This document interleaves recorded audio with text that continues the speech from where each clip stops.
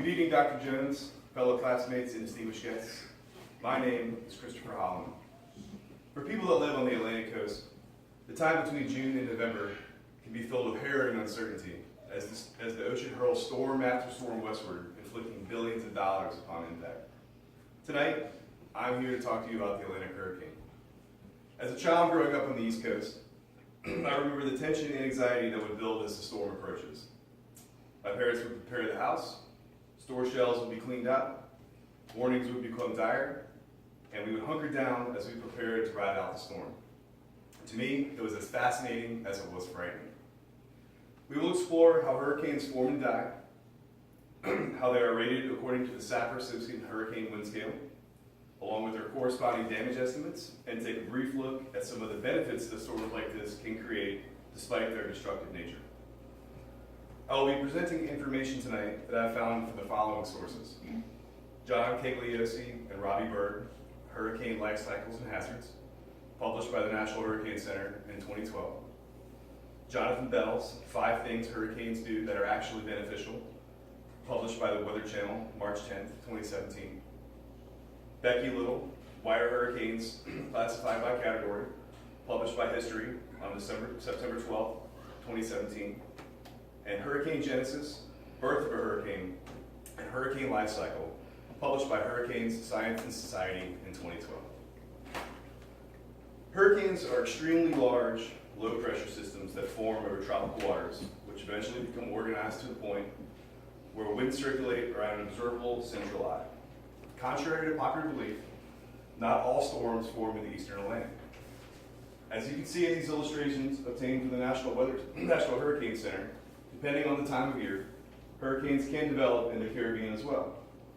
Storms are more likely to develop in the Caribbean earlier in the season, and as it progresses, the area of possibility retreats will stretch eastward until they reach the Cape Verde Islands.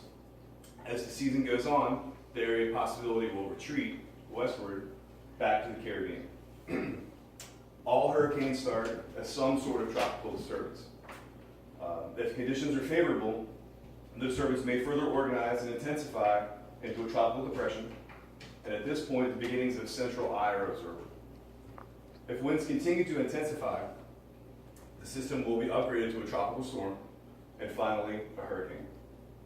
Some of the conditions that must be met for this to occur are sea surface temperatures above 80 degrees Fahrenheit, sufficient temperatures and water vapor for thunderstorms to form, sufficient distance from the equator for the Coriolis to induce rotation, and low wind shear.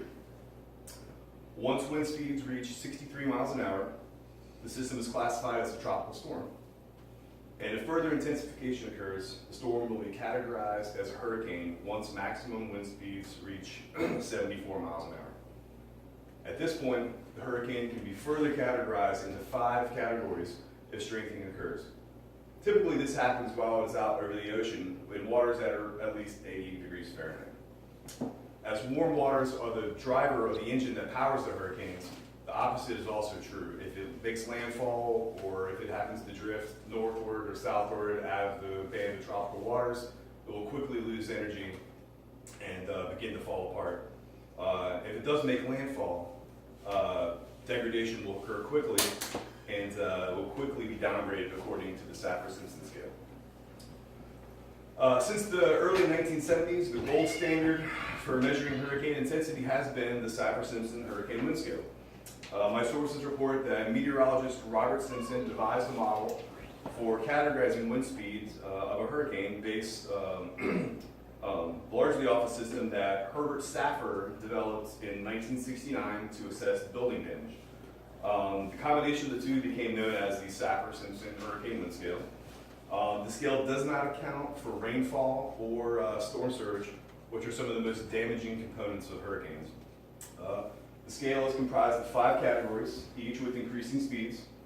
As the categories increase, so does each level of damage that accompanies it by a factor of 4. According to information obtained by the National Hurricane Center, the categories are as follows.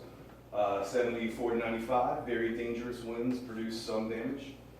96 to 110, extremely dangerous winds will cause extensive damage. 111 to 129 miles an hour. Devastating damage will occur. 130 to 156, catastrophic damage will occur. And 157 plus miles an hour, catastrophic damage will occur. Critics of the system point out that as storm surge and flooding are critical emissions that could lead to loss of life, as they are the leading cause of most casualties and injuries in storms. However, storm surge and flooding cannot be accurately predicted due to topographical differences where the storm makes landfall. Thus, they are left out of the scale. Finally, it may come as a surprise, but despite their destructive nature, there are many things that hurricanes do that are beneficial. According to my sources, the most immediate benefit is that abundant rainfall can help to end localized drought and quench wildfires. They can tear through forested areas to help thin the foliage, and which promotes new growth and helps spread seeds and spores to areas where deforestation may have occurred, aiding in replenishment of the areas. They also do a great job of managing the global heat balance. As the equator absorbs most of the Earth's solar energy, the Earth is constantly trying to disperse that energy, and hurricanes actually are drivers of that. They actually move most of the heat to help to redistribute that to the northern poles. And finally, the powerful churning waves that accompany hurricanes help to remove stagnant red tide and other bacteria, and they oxygenate the water to promote the growth of marine life. Are there any questions? Yes. Who names all the hurricanes? The hurricanes for a given year are predetermined by the National Hurricane Center and are set aside on the list.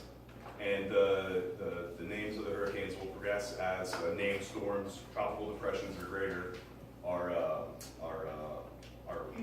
found. So as you can see, hurricanes are at the same time both extraordinarily destructive and exceedingly helpful. They are not merely monsters that destroy anything that they touch, but they also help keep the Earth's natural systems in balance. Thank you. All right, thank you.